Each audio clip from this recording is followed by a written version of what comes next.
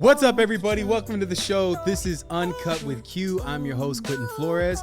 And today, guys, first off, we talk about a lot of dope shit, all right? We talk about business, entrepreneurship, current events, and all the above, man. I'm just super fucking excited. Today is a fucking dope-ass day. We ate liver today. I ate raw liver. Oh, my God. Shout out to Liver King. I'm going to have Liver King on the podcast. I'm going to have Andrew Tate on the podcast. It's going to be fucking dope, bro. We're going places with this podcast. But today, I ate liver, and it was absolutely fucking disgusting. But I feel very primal right now, and that's great. But sitting here with my chest out right now. Yeah, dude. So I got a special guest today, man. It's a good friend of mine. I've had the opportunity to build businesses with this dude. I've, ran sales floors with this dude. It's exactly what we're doing right now. And I just ate liver with this dude too, man. It was honestly an experience. Facts. We've been getting a lot of stuff done, bro. Introduce yourself to the world, bro. What up, world? It's your boy, Pablo Rodriguez, the hustlepreneur. It's awesome, dude. We've known each other for how long now? Man, let's see, going to, 2018? Yeah. It's been almost 5 years. It's crazy, bro. Our kids have, literally grown up in front of our eyes together. It's been awesome, dude. It's been awesome. So for you guys that don't know Pablo, go on ahead, bro. Just give him a quick little intro, who you are, what you've been doing, all that good stuff. All right. Well, first off, born and raised, not born, but raised in Lower East Side, Smith Projects, New York. Came from two parents, one in the military, one worked in the government, man, and grew up all over. Traveled a lot with the family. Played ball, was a big, football player and baseball player. And life kind of went sideways in my teenage years, made some bad choices, bad calls, and had to pay the price. Did 12 and a half years in the feds. Learned a very long lesson. It was probably the longest lesson I've ever had to learn, but learned it nonetheless. Came out, changed my life around. Was a bit of a blue collar worker when I first came home, working in the oil field, and went from that into the mining quarry. Then finally got a break and got into like an office type setting, working DirecTV and AT&T, and then ended up getting into multi-level marketing, where I met my mentor, who introduced me to real estate. And since then, it's been no looking back, man. It's crazy, bro. 12 and a half year stretch. Then real estate just knocked on your door, and you've been closing deals ever since. I've actually had the opportunity to close a lot of deals. My biggest month in real estate came from this man right here. He helped me out a lot. He helped me run my sales floor. He has his own business, also helps me with mine, comes in and he grinds with our team, and he also has his own stuff going on, and he's been helping us run our sales floor, bro. I'm super grateful for it, bro. It's awesome because I know that you're a fucking closer, man. And I think where a lot of people struggle, and what the premise of today's episode is going to be, guys, a lot of you are out there that listen to this, right? You're either in wholesaling, you're in real estate, you're an entrepreneur, whatever you are, and whatever it is that you do. A lot of you guys either delegate the sales to some sort of rep that's on your floor, that's in charge of closing clients, or prospects that come in, turns them into clients, and then carries them all the way to the sale that produces your company revenue, or you're paying a virtual assistant to do so. Now, Pablo and I have trained sales teams for the last year, this has been like 5 years we've been doing this almost. Since day one. Since day one, and I remember going into Pablo's office and seeing he had a whole thing going on, a big operation with my friend Aaron, who is also on the podcast. You guys make sure if you're looking at business systems that you go ahead and you take a listen to that episode. It's episode 10. And Aaron and I, we pretty much broke down systems. Today, guys, I want to get into some practical things in regards to sales floors, how to run them, how you should manage them, how you can create more revenue, how you can generate more prospects, and how you can close more deals in any niche that you're in. You know what I'm saying? First off, Pablo, dude, how did you even learn that sales was going to be something that you were going to need after going through all that time that you spent in prison and then jumping into entrepreneurship? At what point were you like, all right, I'm going to go into sales? Well, it was a mentor of mine, man, David Velasquez, right? And he always said, man, dude, you got a mouthpiece on you. You could sell water to a whale and sand to a camel. And so literally he encouraged me, and he was like, man, you need to be in a type of industry, where sales are involved, where there's a solid product, you know what I mean? And if it's not a product, it's a service that's being provided. And so he really got me to thinking about things, and then opened the door for me with the Madrids. And then after that, the rest was history, bro. What were you doing at the Madrids? Like, how were you closing clients? So with the Madrids, right, they had properties that needed to be owner financed. Like they were looking for people, families, you know, who were looking for a second chance, right, or a first chance, because they also helped out those who only had like ITN numbers, right. And what they would do is basically, I had to interview these people and qualify them to make sure that, one, we weren't putting them into a situation that was going to make things worse for them. Like we wanted to help them. So some people were able to get the houses that they want, and other ones we had to say, hey, look, this will work better for you with your budget and with your current expenses. We want to see you win, you know, and not take a loss. Like we're not looking to sell you this property and then turn around and have to foreclose on you in 6 months because it's really not something you can afford, you know? So I'd qualify people and then have them check out the houses. Some of the houses needed work. Some of them were fixer-uppers. Some of them were already ready to go, and basically get them into the home that worked best for them.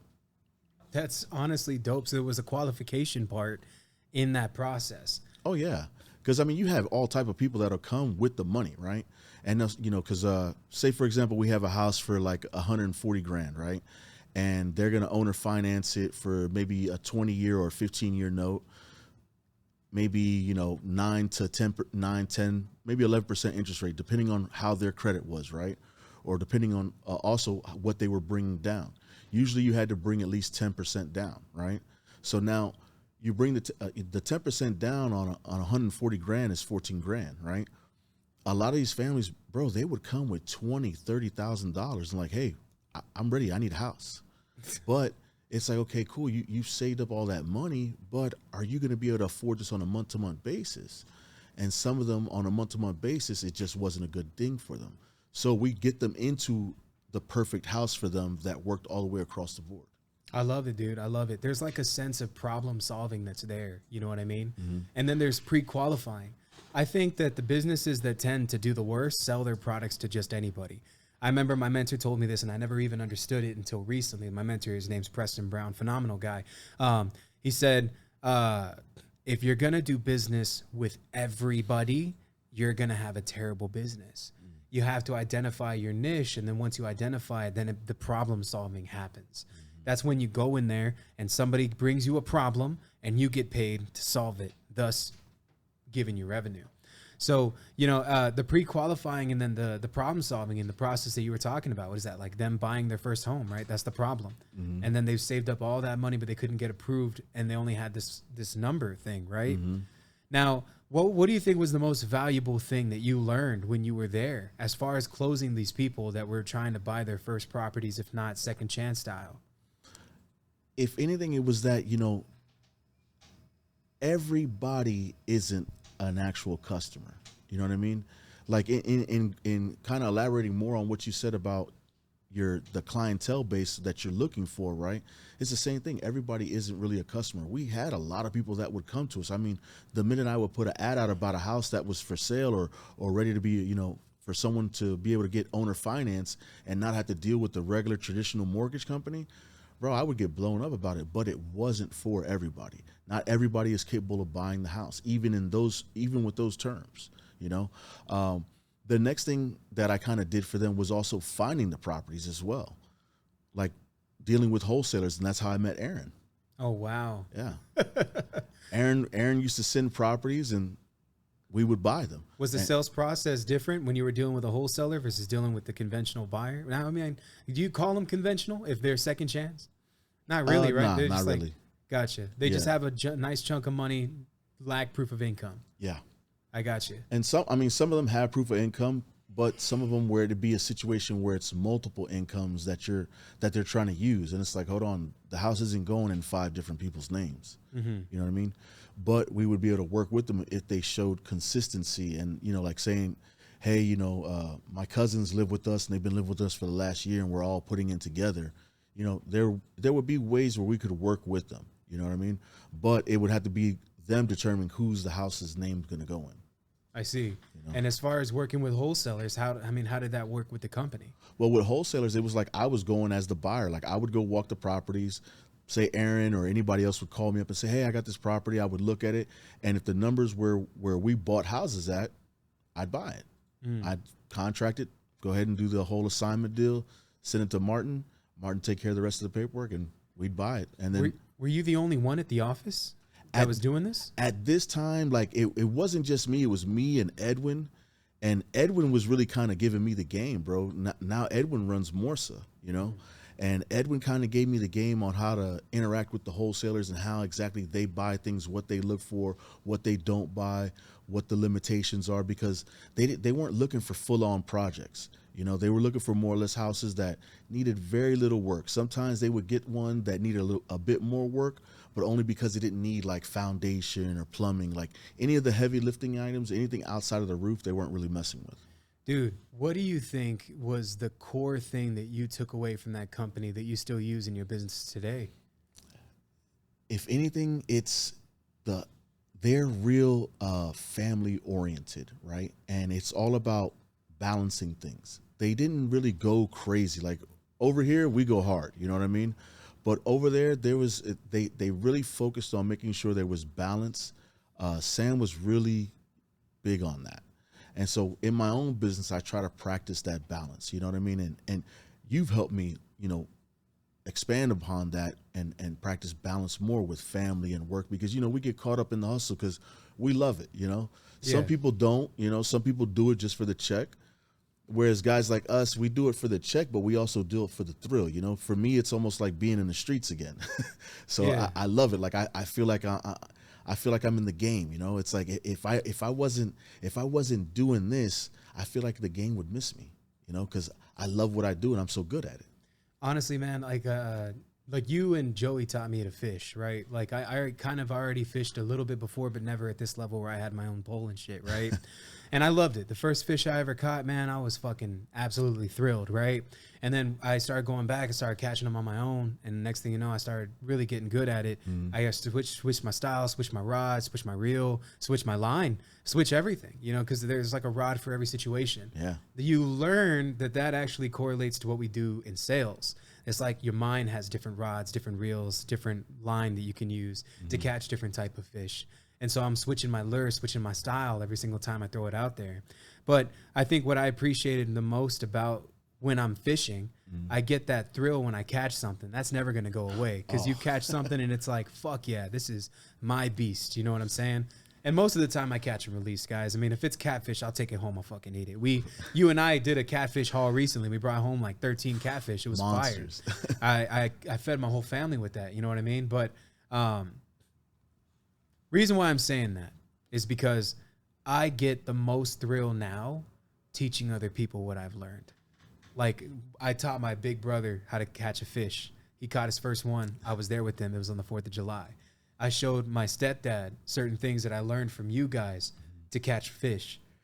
And I was there with him, you know, when he caught his first one. And I was just like, sorry, guys, I'm fucking operating on not so much sleep. I was so fucking excited to see someone else experience that. And I get that now with sales floors. We've taken our whole office fishing. When we went to Houston for this big ass convention, you guys that are listening right now, I didn't speak at the event. Or I think I was supposed to speak at the event, right? Did I ever get a chance to go on stage? There was supposed to be a panel. No, we left. We left early. It was my friend Ricardo's event. Shout out to Ricardo Rosales. But instead of, you know, staying through and through, because the event was going to last until like 8, and they pushed our panel like forward. We decided that we were going to go fishing with our entire team. And it's the same team that we operate that sales floor on. We all went fishing. Everybody caught their first fish. And we had a good time, you know? So when I'm running a sales floor, what makes me the most hype, like the most absolute, makes me so fucking happy, is when I help other people catch their first fish or their first whale even. You know? Like I had a guy that worked in my office, and his name was Charles. And Charles is a super cool dude, loves his family, loves his kid, loves his wife to death. He had brought a whale of a deal. When he brought that whale, it was like, he was telling me, you know, he said, Q, this is yours. You can have it. You know what I'm saying? I was like, no, man, let me show you how to take it down. I basically showed him how to fucking catch it, how to fucking, how to close it, how to contract it, and how to facilitate it. And after it was all said and done, my dude made like $100,000 on his first deal. That's You know what I'm sweet, saying? bro. And it's super cool to be able to do that for people. So I think that whenever I'm operating and whenever I'm creating a sales process, I always try to make sure that I'm teaching my team how to fish, because there's just so many styles out there. There's so many rods, so many reels, so many different things. Mm-hmm. And so I'm always looking for that. What is because you and I have ran sales floors before, right? Mm-hmm. What is a key thing that you focus on that makes a team successful on a sales floor? The biggest thing I try to focus on, man, is the actual repetition of things, right? Like some people start the process, right? And they'll, like, for example, with cold calling, they'll make a call, right? And some people, that first call, how it goes tends to make or break them. What I like to push people on is push through that. Keep dialing, keep going, build consistency, keep attacking. I love teaching people how to attack because a lot of times people get caught up in the numbers. You know, they'll get caught up, oh man, it takes so long to get through to a deal, or I got to do so many dials, or, you know, I got to talk to so many people, or, you know, get so many voicemails or text messages. And I just tell them, man, don't focus on how many you do. Just do as many as you can. Get through the no's as fast as possible to get to the yeses. Every time you get a no, or every time you get a I don't know or whatever, if you can't close them right then and there, if it seems like, you know, it's not going anywhere, cool, on to the next one. Let's go. Because the faster you get through the no's, the sooner you get to the yes. So I'm big about, you know, having the mentality to push through things. I notice with a lot of teams, man, that's the biggest thing that people struggle with. Yeah, they see the numbers and then they get fucking. And I mean, let's be real, bro. You can make 500 calls in one day and not get shit. Yeah, it can be, you know, it can be daunting. You know what I mean? And aside from that, it's also, I notice phone fear is a big thing, man. People are so in their own head, and I try to coach them out of that. You know, like, stop thinking about all the negative and think about all the positive. Think about how you could be the phone call this person's waiting for. You could be the help that they need. You could be their exit strategy that they've been waiting on. Maybe you're the one that's not going to lowball them and actually going to give them a good price and be able to close them. You know, I try to get people to focus on the positive that you're bringing to the table. You know, look at how you're serving rather than, you know, how they can serve you. You know, that's one thing I noticed that, like, when we first got together, that you focused big on was being, you know, helping people. You created the whole, hey, we'll help you with the moving, you know, we'll help you with packing. Hell, I remember, what was it, like the whole office, bro? We loaded up like 2 moving trucks for that one guy over in Denver Heights to move his stuff from one place to another to get a deal. Because I'll never forget that, you know? Yeah. I think that to add on to what you're saying too, man, I love giving people a service that they're never going to forget. Because when I give somebody something to that caliber and my level of giving is like unprecedented, you know, like no one can compare to it, like people tend to bring you repeat business, bro. And dude, I'm telling you, motherfuckers that get into entrepreneurship, they don't even practice that. They just want the check and then they get the money. And then once they get the money, it's like the service goes out the window. And if your entire business lifeline is dependent on finding people who can pay for your product and you not actually giving them an experience, you're in for a really tough time in this space, man. And, you know, I'm glad that you noticed that, because even in this podcast, I try to operate the same way. I always tell everybody that listens to this episode, bro, that if they're going to listen to this, they're going to listen to all of them, right? I ain't running ads. I use a song that Young Dolph gets fucking paid for every time this song's played on the podcast. Mainly That's because, dope, one, you know, he was murdered. That sucks. Yeah. And then he left behind a few kids and a lady. Yeah. And so every single time his kids own royalties in his song, his songs get played on the podcast, it goes to that. Now that's one. But two, at the same time, I just would rather operate this whole fucking episode on value exchange. I do something amazing for you. You get value from this. If God foresees this happening in my life, something great will come my way. I'm not putting my cards on it, but I always operate like that. And things tend to fly at me. And they're most of the time amazing opportunities when I give to this level. What do you think about over delivering and under delivering in a sales floor? Those are things that will make or break a sales floor, in my opinion, right? Because if you're, you know, in over delivering, right, which over delivering is not a bad thing, right? It puts you out there. People appreciate you being able to go above and beyond for them, right? But under delivering when you said you're going to do something can kill your business. All right. Under delivering with these different clients, whether it's in real estate or any other type of sales, because I deal also with a few solar guys, right? If you're under delivering, man, then it basically puts your word as shit, which is going to destroy your business. You want to be able to over deliver. You want to be able to go above and beyond and show that, hey, we can go the extra mile because we say we can, and we're gonna do everything that we say. If I tell you there's cheese on the moon, get your crackers, let's go. You know, you want people to look for that. Don't tell me there's cheese and crackers on the moon, bro, because I'll fucking go, dude. I love cheese and crackers. My girl makes some bomb ass charcuterie boards. Who you telling, man? She did that thing at Lake Travis, man. Yeah, she got busy with hard, those. bro. Yeah. Dude, honestly, bro, like, do you ever feel that you give too much when you're closing a sale? Man, in the beginning, like you think you get taken advantage of? In the beginning, I did, man. I'm not gonna lie. In the beginning, because I was trying to do so much for them. I did too. I'm glad that we're talking about, because I fucked up like that at the beginning too. I overpromised, and I also went above and beyond, and then it was to a point where I was wasting too much time because I was over delivering to someone who wasn't even appreciative of anything that I was doing. First and foremost. Secondly, it's very time consuming. Yeah. It actually stopped my pipeline. Wow. Yeah, that's major. Like my situations where I over delivered or kind of let people run me through the dirt, man, it killed a lot of my time, and it made me, I had some hiccups. I ran into issues with other deals because I was so, caught up helping this one nice old lady, and she hustled the hell out of me. I'm going to keep her nameless, but she was nice. It was a great deal and everything, but she hustled the hell out of me, bro. Like, how so? So she had this whole thing where she's like, oh, I'm all by myself and I need help with everything. And I was like, oh, well, we'll gladly help with moving and everything like that. No problem. And, it was one thing to hire movers, but literally I found myself over there helping her pack boxes. And I was like, wow, I'm spending hours here packing boxes. And I'm like, okay, helping her out. But it was costing me time. You know what I mean? And this is something that she could have had someone else do. She could have done it herself. Like, she wasn't incapable, but she just kind of finessed me a little bit with it. And I think she was kind of lonely, you know what I mean?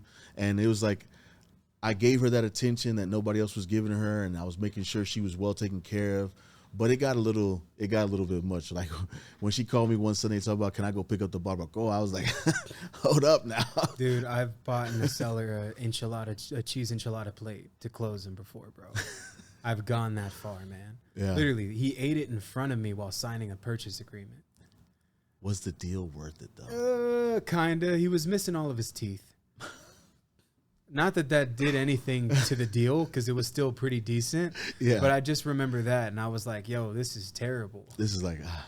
this guy clearly smokes crack, But, like, anytime, like, I'm running a sales floor, bro, I always try to make sure that I let my guys know. Never under-promise, always over-deliver. I say under-promise, over-deliver is how we like to do it. This is the median in a sales floor. Truthfully, dude, for a sales floor to be successful, everybody has to be on the same page. What's our product? What's our service? What do we deliver? How is it delivered to that person? And everything that goes in between. Who are the people that represent our company? What are they wearing? What are they established as far as the service that we provide? Are they establishing a clear understanding on what it is that we're willing to do and how far we're willing to go? And then are we setting the standard as well of our level of commitment to that customer and seeing it all the way through, Mm-hmm. I think that when you have a sales team that is in synergy, it's like, you ever seen that movie 300? Mm-hmm. Remember when he doesn't want to let that one dude fight in the army? He tells him, lift your sword, right? Or lift your shield. And he tries to pick up a shield. He can't because he was deformed. Mm-hmm. And so he tells him, look, man, I'd love your resolve. I think you have an amazing spirit. We'd love to have you a part of our team. But we operate on this thing. It's called the phalanx. And so the phalanx is like every Spartan to your left, every Spartan to your right was all armored and equipped, equal in strength, equal in size. And they were able to carry their communication into battle, where even if there were thousands of them. If they were to put that guy on the team, there'd be a hole in the phalanx and the whole entire structure falls. You know, so I love that so much because it's just like creating multiple pillars in your business for your sales guys to stand on. I think that a process, a product, and a service are three things that need to be in alignment on a sales floor to be able to make the most of it. What are some sales processes that you've implemented into a sales team that you think that were crucial in them being successful? Because we both have VAs, right? Mm-hmm. I noticed that your VAs are giving you some badass leads. We're closing them together. Mm-hmm. I'm ecstatic about it. You know, that means that your training regimen's different and how you're operating with them is different. So I'd say, like, what's a core thing that you're doing that you think is giving your team the most results? Well, one thing I noticed, bro, you know, throughout the years, me and you have both worked with so many VAs, bro. Like, I remember the first ones back when we were at the office at Babcock, right? They were terrible. They were horrendous. Oh, my God. We really brought them up, though, dude. Yeah. We brought them up. That guy went on and built, like, a huge-ass company off of the teachings that we gave him? Phone Beast, right? Yeah. Yeah. Let's not name their company. Please bleep that out. No, you don't got to. Don't worry about it. You don't got to worry about it. No, but, I mean, bro, one thing I noticed is that people, they were connecting with the VAs, right? But then it was like whenever we tried to get back a hold of them, it was always the disconnect. It was always so hard because they're getting bombarded. Yeah. And I was like, well, we're wasting time in between getting back with them and trying to close the deal. So I said, well, what can we do different? You know, we need to qualify the leads better. And not just qualify the leads better, but if these guys are already talking on the phone with them, why can't they run the numbers? If we teach guys over here who have no clue about anything real estate, how to run numbers, how to make offers, then why can't we do it with the VAs? With the virtual, you think about it. What's the difference between what we're doing and what they're doing? Nothing. Not really. The only thing is they don't have the knowledge that we have. So if we give them the knowledge, then we kind of trim the fat out of how things get done. It's actually able to create the conveyor belt system a little bit better because you have most VAs that touch base with a seller, right? And they just get the little chicken shit change worth of information. Oh yeah, they want to sell, or oh, they'll take a cash offer. But when you have the VA that actually has that 10, 20, 30-minute conversation with them, this VA has just set themselves apart from everybody else that this seller has talked to, because this VA has done what we do without the closing part. So by getting them to qualify the lead more, have a more engaged conversation with the seller, picking their brain more, getting those actual details that we need to be able to make a proper offer, right? They've solidified themselves in that seller's mind. So now when we call back that seller, they know who our assistant is. Hey, yeah, you spoke with my assistant, Cody. You told them you wanted $110,000 for your house. Oh yeah. Yeah, I remember, Cody. Yeah. We had a great conversation. Yeah, he told me you were going to be reaching out to me. And it goes from there, you know? So what I focused on more was getting them more information. I didn't necessarily want them to make offers, but if the opportunity presented itself, I mean, men lie, women lie, but numbers don't lie. So the numbers are going to be the same for me that they are for you and for them. So I teach them how to run the numbers. Yep. You know, teach them how to look at the deal and really analyze it. Gave them access to the software so that way they could pull up and see I tell them, hey, pick the top 3 comps that are the closest and run it from there. And I show them how to reverse engineer it. And they make offers, dude, and they bag deals. And because they've literally built all this rapport with the seller, they've done everything for us. Now all we got to do is disposition the deal. So it makes things so much easier, and we don't have to worry about the disconnect. And the seller wants to talk to them, especially when they start sending the contracts out. I love it, dude.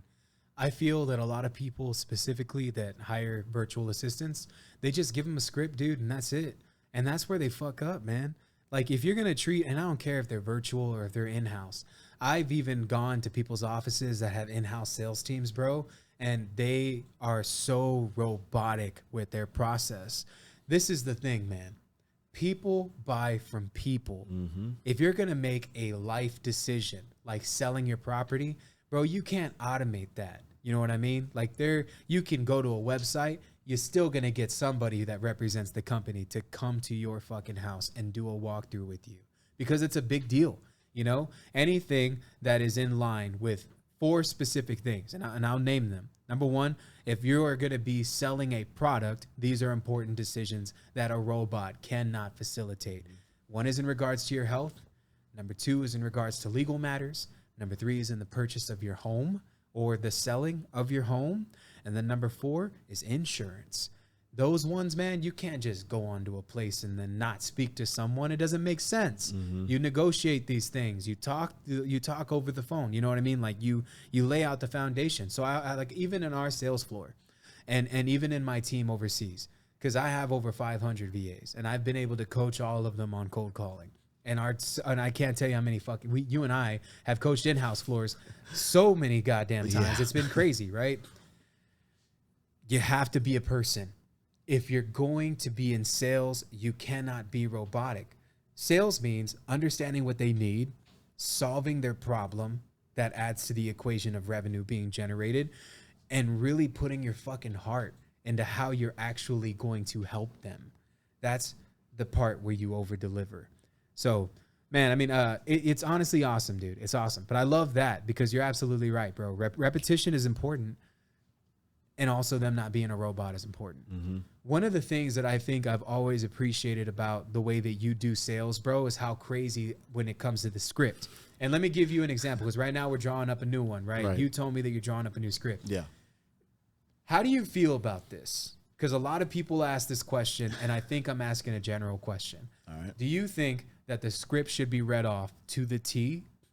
Or do you think that you operate better when the script is just the baseline and you're operating on improv, like improvising the entire thing? What's your opinion on it? For me or for others? For you. Like, because I want to know your style. You know what I mean? Most people that are listening to this, bro, they're in sales. They're in entrepreneurship. If you're in fucking entrepreneurship, you're in fucking sales. There's no way that you can run around that, man. End of the day, someone has to be the face of the marketing. If even from this podcast, guys, I do e-com, I do real estate, I buy houses, I do fucking podcasts, we do production, we do everything. You guys know that y'all can hit me up. If you resonate with the shit that I put out and the things that I'm saying, then yeah, this is a sale, right? But at the same time, it's not like I need your business. I'm just telling you that it's there. What problem do you have? Bring it to the table and we solve it together. See what I'm saying? But a lot of people, they think that sales is, specifically when you're operating in a sales floor, that I give you a script, you read this off to the client. Any rebuttals are in the script. Honor the script all the way through. Don't deviate from the script. Just stay in the script. Is that one form of sales better than the guy that understands the script but can improvise? I prefer, and I am an improv guy. I will read a script, memorize it really quick, and then I'll put it in my own words. Because for me, it makes me more comfortable. You can have a script filled with, everything verbatim, right? And then that's when you have people sounding robotic. I believe that if you give them a base to build on, right? You lay the foundation. If you lay the foundation good enough, they can build whatever you want on top of it. So I focus on helping people to really find themselves in the script. Make it your own. Use your own words. Say it how you would say it, but take this sentence and make it your own. How would you deliver it? You know what I mean? How would you say this? And then when they do that, they notice it's not so bad. It's not so hard. See, sometimes the script gets people out of their own, gets them in their own head because they're like, oh, I sound too robotic, or this doesn't sound like me. This sounds like such and such. And I can't say things like this. They're all in their own head. So I tell them, look, we know this works. See this? I've closed hundreds. Make it your own, though. Make it sound like you, but deliver the same message. And in that, when you give them that opportunity to deliver their own message or say it in their own words, they get more comfortable. There's more confidence. There's more surety. And if you have that, then there's a better delivery and therefore better execution. So even with the VAs, like that we've trained throughout the years, I never wanted them to be robots. I always encouraged them, hey, make it sound like you so you sound normal, so you don't sound weird. Because when people are reading something and it's not their own words and they're not comfortable in it, you can always catch that little change in the pitch or the nervousness. And it's like it's a jungle out here, right? People, sellers are just like, we're all animals, right? So we sense fear. We can smell the blood in the water like a shark does, right? And when someone is speaking and you're doing sales or anything like that, right? And you give that little bit of weakness or that blood in the water to the seller, it's either you're getting banged on, you're getting rejected, and then what does that do for your confidence? It tears you down. Completely right? fucking destroys it. But it tears you down mentally because you're like, man, I did this verbatim. I read the words exactly as it is. But I couldn't deliver it with confidence. I couldn't deliver it in my own way. So I really sounded scary as fuck. And that's why they hung up on them. But when you empower them, when you make it sound like you. Sometimes I tell people, hey, you know what? Don't even try to sound like yourself. Why don't you, who's your favorite movie character? Like, remember Dream? Yeah. Dream, she was so scary because, she was 16 years old and she was on the phone. So crazy, bro. Making calls, but it was like she didn't believe that she could do it, right?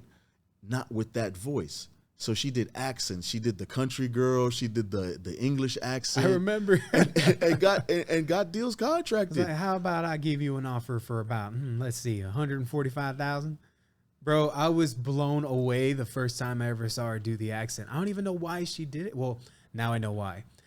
Because it gave her confidence. It gave her confidence. Confidence is and everything. She was a drama major, right? So in high school, that was her thing, drama. So I told her, I said, hey, you know what? You know how to act.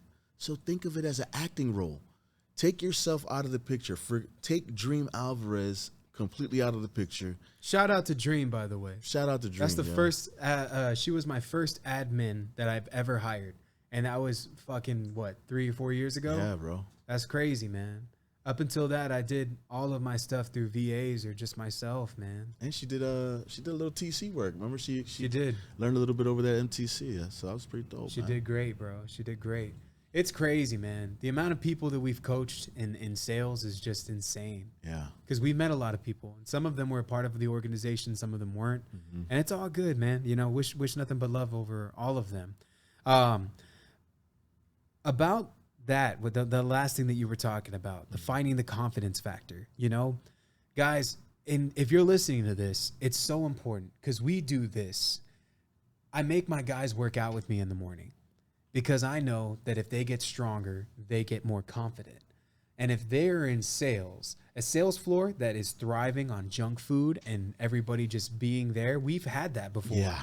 It's toxic. No one wants to work when they're not operating at their highest. And so when you invite growth, when you invite personal development, when you invite book clubs, when you invite gym time, even going fucking fishing with your guys, there's a different sense of camaraderie that you build and everybody gets more confident.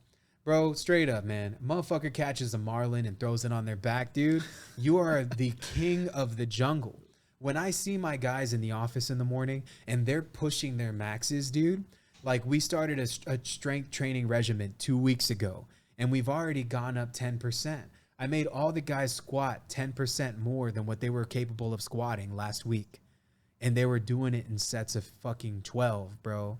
It was 15, 5 sets, 15 reps, 5 sets. That was insane, bro. They were squatting ass to the floor. Ain't nobody that was on that floor can deny that those weren't perfect squats. Oh, yeah. And so I loved it because that just shows them what they're capable of. And so invite those things into your sales floor. I promise you it'll 10x everything. Even if you can just get a bench, throw it in the middle. If you were to go on my Instagram right now, go all the way back. I spent a little over $30,000 building out a gym in my sales floor. There's a whole gym in there. You could do a full body workout, and there's a reason for that. I put that gym in there so that my guys on my sales floor could be healthy, could love themselves, and could have confidence. Because when they're making those calls and those sales, guess what they are, bro? They're fucking their goddamn most alpha fucking levels. And they've reached that. And they've been a part of it. And that environment is for them there in one place where they make their calls. Tell me one sales floor that's doing it like that. Nobody. None of the ones we've seen, right? Nobody, bro. Nobody. I mean, Andy Frisella for sure. He has a whole fucking gym, but that's a different level. But I'm just saying, nobody in our space, in the real estate side, and even in the e-com side, has a gym inside their establishment the way that we do.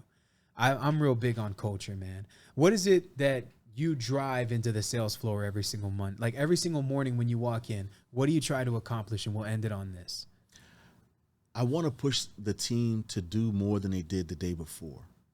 Like I believe this, man. I see these guys, man. They're hungry. They want it. They want it, and the thing is that they're thinking it's overnight, right? And the ones who have gotten past the whole overnight thing, they're thinking it's next month or this quarter. And I tell them, man, you just got to dig, bro. You keep going. My biggest thing every morning is to motivate the guys to push harder than they did before and to not worry about whatever bumps, obstacles, bruises, failures, whatever happened yesterday. Fuck that shit, bro. That was yesterday. Let's make today better. Let's push harder today. Let's fail forward. If we're going to fall on our ass, if we're going to trip, if we're going to fall off the fucking horse, guess what? We're going to get back up. We're going to keep pushing, and we're going to keep going harder than we did the day before. Because I've learned this much. You can do what you did the day before, and you're going to get the same fucking results. But if you push harder, it's got to get better. It may not get better today. It may not get better tomorrow, but it's going to get better in the future. The harder I keep going, the more I push, the more I perfect my craft, and I harbor on these guys, man. You have to keep perfecting your craft. Role play with each other. Get comfortable. Learn how to utilize your script in different fashions, different closings. Work on different angles. The objections that you struggled with the day before, don't let those objections be the ones that make you their bitch today. Instead, do like Andy says and make it your bitch. Make the day your bitch. Go hard. And so that's what I push guys to do. Go harder than you did the day before and refuse to quit. Don't let anything break you. And hell, that's something I got to attribute to you, brother, because you pushed that on me. Greatness inspires greatness, bro. That's Facts. all, man. And we build each other up. Guys, I hope that y'all got value from this episode. Man, Pablo, we're going to be coming back here. We're going to be talking more about sales, more about cultivating teams and team building. All that's fucking great, bro. Guys, make sure they all show my boy Pablo some love, and make sure you subscribe, all that good stuff. I'll catch y'all on the next one. Let's fucking get it.